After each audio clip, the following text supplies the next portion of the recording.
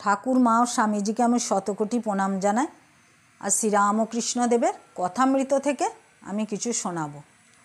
ওম তব কথামৃতম তপ্ত জীবনম কবিভিরীতম কলমশাপহম শ্রবণমঙ্গলম শ্রীমদততম ভুবি গৃহ্ণন্তি যে ভুরিদা জনাঃ। বাংলা ভাষায় এই শ্লোকের অর্থ, তোমার কথামৃত তাপদগ্ধ জনগণের জীবনস্বরূপ, মুনিগণ কর্তৃক কীর্তিত পাপসমূহের বিনাশক, শ্রবণ মাত্রই মঙ্গলপ্রদ ও সকল সম্পদের আকর। ইহা যিনি বিস্তৃত রূপে কীর্তন করেন, জগতে তিনি সর্বশ্রেষ্ঠ দাতা। আজকের বিষয়, কেন ঈশ্বর দর্শন হয় না? অহং বুদ্ধির জন্য। ঠাকুর বলছেন, যতক্ষণ অহংকার ততক্ষণ অজ্ঞান। অহংকার থাকতে মুক্তি নাই।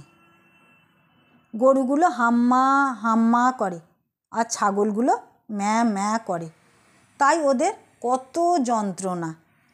কষায়ে কাটে, জুতো ঢোলের চামড়া তৈয়ার করে, যন্ত্রণা শেষ নাই। হিন্দিতে হাম মানে আমি আর ম্যায় মানেও আমি। আমি আমি করে বলে কত কর্মভোগ।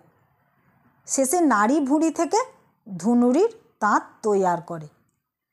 তখন ধুনুরির হাতে তু হু বলে, অর্থাৎ তুমি তুমি তুমি তুমি বলার পর তবেই নিস্তার, আর ভুগতে হয় না।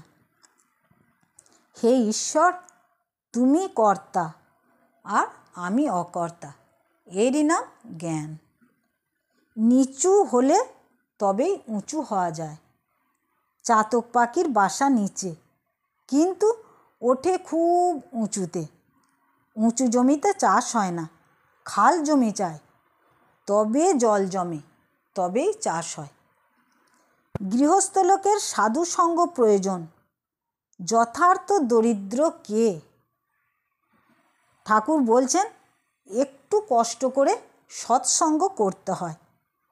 বাড়িতে কেবল বিষয়ের কথা, রোগ লেগেই আছে। পাখি দাঁড়ে বসে, তবে রাম রাম বলে। বনে ডরে গেলে আবার ক্যাঁ ক্যাঁ করবে। টাকা থাকলেই বড় মানুষ হয় না। বড় মানুষের বাড়ির একটি লক্ষণ যে সব সময় ঘরে আলো থাকে। গরিবেরা তেল খরচ করতে পারে না, তাই তত আলো বন্দোবস্ত করে না। এই দেহ মন্দির অন্ধকারে রাখতে নাই, জ্ঞানদীপ জেলে দিতে হয়। জ্ঞানদীপ জেলে ঘরে ব্রহ্মময়ীর মুখ দেখো না, ঠাকুর বলছেন। আজ এই পর্যন্ত। ওং স্থাপকায় চ ধর্মস্য সর্বধর্মস্বরূপিণে অবতার বরিষ্ঠায় রামকৃষ্ণায় তে নমঃ।